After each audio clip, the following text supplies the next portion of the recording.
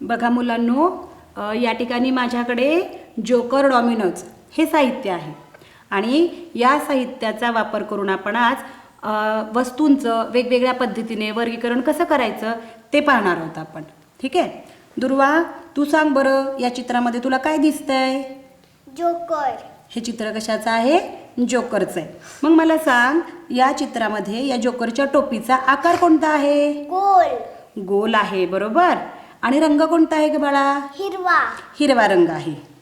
हा, सगळ्यांना दिसतो हिरवा रंग.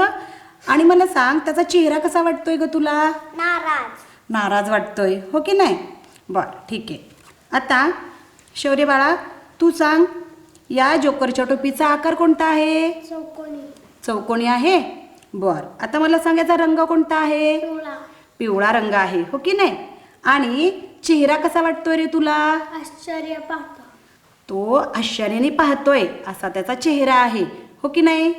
आता आपण पुढचं चित्र बघूया.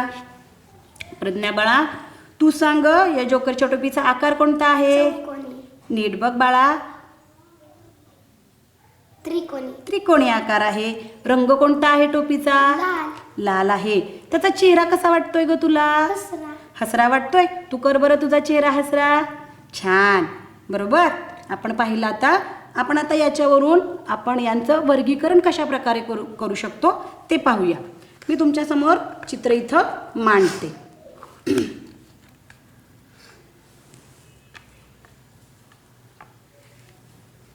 आता या ठिकाणी प्रथमेश, तू बघ त्या सगळ्या चित्रांकडे आणि या ठिकाणी ज्या जोकरच्या टोपींचा आकार गोल आहे असे मला चित्र दाखव बरं तू. छान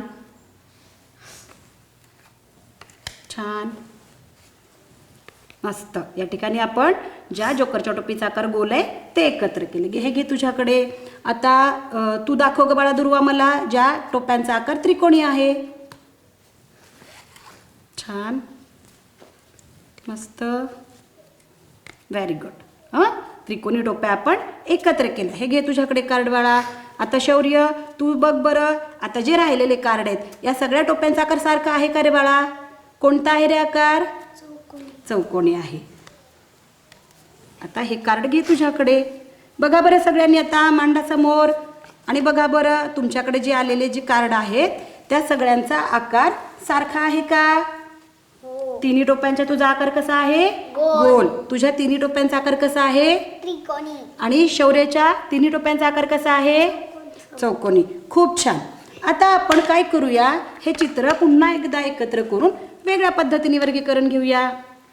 आता हे असेच मी तुमच्यासमोर पुन्हा एकदा चित्र मांडते. हां,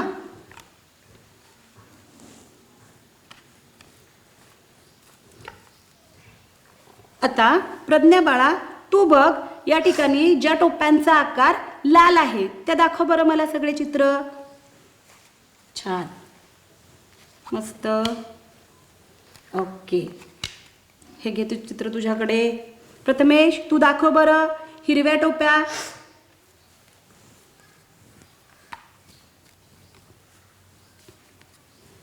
छान.